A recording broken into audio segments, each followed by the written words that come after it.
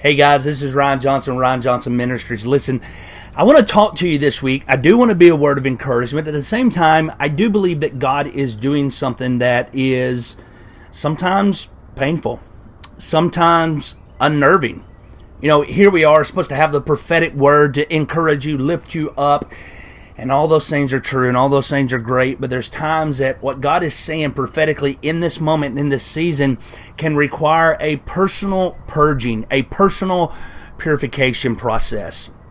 And I really got to thinking about the fact of how we want to be effective as sons and daughters of God, how we want to help others, encourage others, strengthen others. We want to advance others. But then I really got to thinking about, God, you know, what are you saying in our ability to become effective to people that we run into, that we teach, that we talk to, even in videos? How can we be the most effective? And then in that process, the Lord began to ask me a question. And it was a simple question, but it was this form. It was, can you truly be effective if you yourself are infected? It was something that made me pause, something that made me, why? Why, Lord? Why would you ask if I could be effective if I'm infected? In other words, can I truly help others if I'm internally sick? And I don't mean virus-wise that, you know, I got the flu or something, but I'm talking about there's something in me that is causing harm to my spiritual body. Can I truly be effective to others? Can I encourage others? Can I help others? Can I assist others? Can I advance others if I'm sick with something? In other words, if I'm sick with bitterness, can I really encourage others? If I'm sick with unforgiveness, can I really advance others? And even though we get excited about all the encouraging things of God, I believe that God in this season also prophetically is saying, are you making sure that your motives are right? Is your heart pure? Is your mind pure? Is your thought process right? Is the things that you're doing, are the things that you're doing, are they because you're doing it for the advancement of the glory of God or for your personal advancement? Are you aligning with people because you genuinely love them, or are you aligning with people because you think that it will elevate you?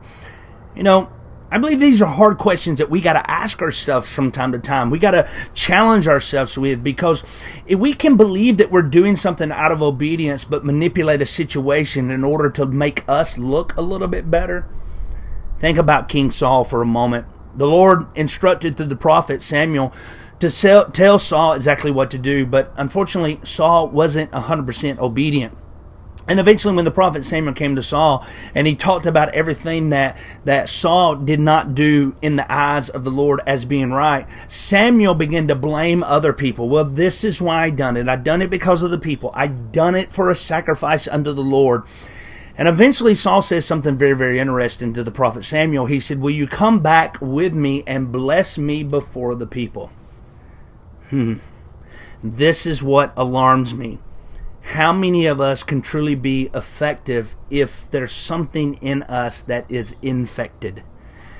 See, at that time, Saul had become infected with jealousy, with greed, with envy, with strife, with contention. And he needed the praise of man to validate his disobedience. See, when we're sick in our natural body, there's things that we're limited in what we can do. If you have a bad case of the flu, you don't feel like going to work. You don't sometimes want to eat. Your body can't take those things. So what happens when we're spiritually sick? When we've not taken the time to go through the process of deliverance, forgiveness, denial of our flesh. I believe one of the things that God is saying prophetically right now in this season is, will you be made whole? In order to be truly effective in your region, in everything that you're doing, you got to make sure that you're doing it with purity, righteousness, and holiness. Let's check our hearts this week that we may truly be effective. Guys, we love you, we honor you, and we bless you in the name of Jesus.